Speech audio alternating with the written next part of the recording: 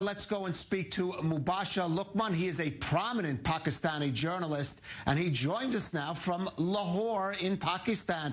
Mubashir, thank you so much for joining us on I-24 News. Let me ask you. Thank you for having me. First of all, let me ask you, like I said, speculation about that other country unnamed. What are you hearing or speculating in Pakistan? And also, why do you think Imran Khan went public with these comments?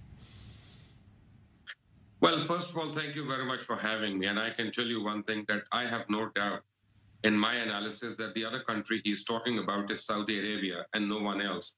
You see, there are only 4 countries that have said this. One is the United States, second is Israel, third is India, and fourth is Saudi Arabia. There is no 5th country that has that kind of influence over us.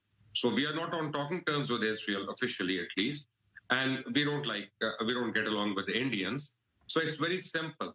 You know, it is Saudi Arabia once the United States is named.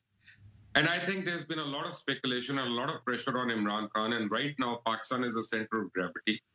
And whether we like it or not, Pakistan first spoke about making another bloc, which didn't go very well with the Saudis, basically, which includes Malaysia, which includes Iran, which includes Turkey, which includes Pakistan. And obviously, that was the first nail in the coffin. And then came Prime Minister's statement that we are totally in the Chinese lap and not the American lap. And then our differences with Saudi Arabia. And that's an open secret now. Saudi Arabia tried to arm twist us on 3 occasions in the past 2 months. And none of that has worked. In the past 60 years, Saudi Arabia has sort of looked at Pakistan as its subordinate country, and they've sort of dictated Pakistan. But this time things are changing. The global geopolitical situation is changing. The politics in the region is changing. The influences are changing. So Saudi alone is not the only influencer in Pakistan. And I asked this question specifically to Prime Minister Imran Khan myself, and I'm telling you on record. I asked him about a year back, much before United Arab Emirates and Israel signed a pact, much before that. And I said, and I was of the opinion, I said we should be friends with Israel, or we should have some kind of understanding with them. And Prime Minister came out very strongly and vehemently, and he told me, no, nothing doing. Until and unless the Palestinian issue is solved, we cannot have a handshake with the state of Israel. And that is what he told me. And there were many other journalists over there at that time. I wasn't the only one over them. And now this changing scenario, because we believe that MBS is under tremendous pressure in his own country, and he cannot accept Israel the way he has promised or committed to. And he needs a lot of Muslim countries to do that before Saudi Arabia.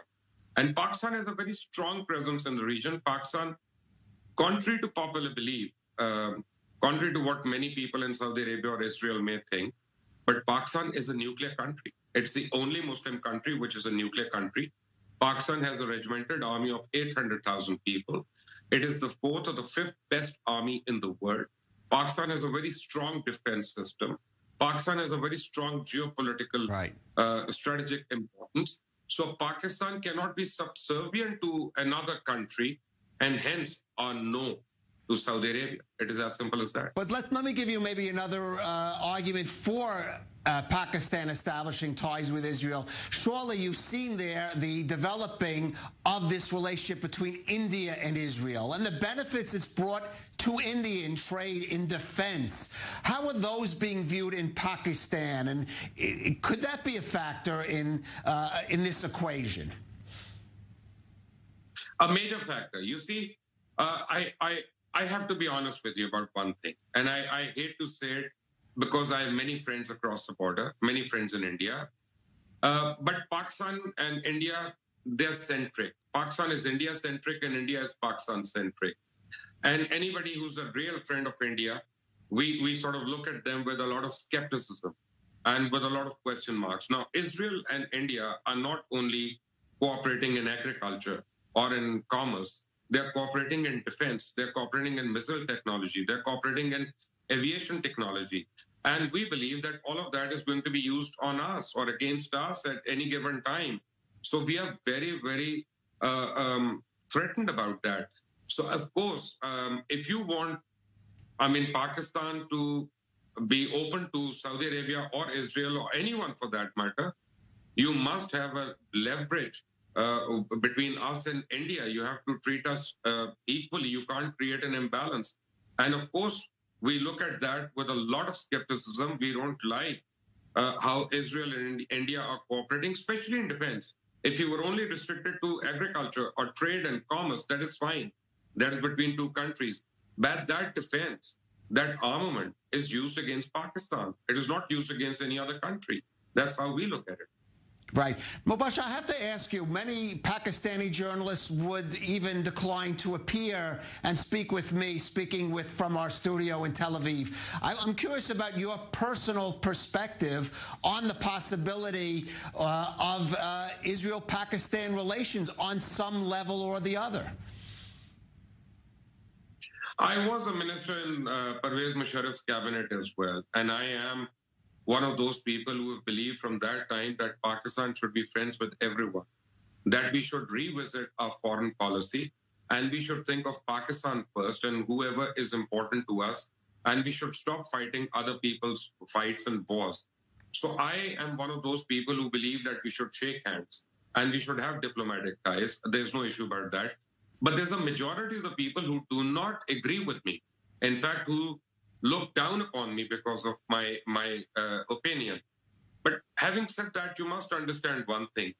Israel is not a dream, it's a reality. It's a very important country. It is a very, very vibrant country. The Israeli nation is a great nation. I have no doubts about that. In their own way, they're fighters, they're survivors. And Pakistan is a great country as well. Pakistan is a surviving country. And Pakistan, in its own right, has many accolades.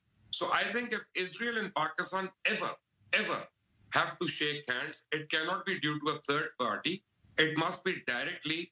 We don't need to be subservient to anyone, be it United States, be it Saudi Arabia, be it anyone for that matter. So when the time comes, if the time comes, I think both of us can do it directly. Right. We're only about 30 seconds. Are there others? How many others in Pakistan, even maybe in some official circles, might share that view and maybe not make it public as you do? The problem is that when a child is born, it doesn't mean the mischief happened the night before. It takes a whole lot of 9 months. You see, the animosity between Israel and Pakistan has existed for almost 7 decades now. I can do an anti-Israel show in Pakistan, and I can promise you it will be #1 on the TRPs. There is no doubt about that. Instantly, I'll be a hero. And you can do a show which is anti-Pakistan, and I'm sure you'll be a very important person over there immediately, far as TRPs is concerned. So for 70 years, the people of Pakistan have no knowledge of people of Israel or the state of Israel, except that, it is a Zionist state and that it is carrying out whatever it is doing against the Palestinians. And I'm sure it is mutual in Israel as well. Israelis don't know Pakistan and what are our fears and apprehensions. So if at all it has to come, if it has to progress from here, we have to start educating our masses. We have to start enlightening our public. But there is one point I want to make. Very quickly, 10 seconds. I'm afraid we are running out of time, Mubashir, but I do want to take this opportunity to hope that we'll continue this discussion, and I hope we can have this conversation in our studio here in Tel Aviv. I look forward to hosting you. Mubashir Luqman from Pakistan, thank you for joining us on I-24 News.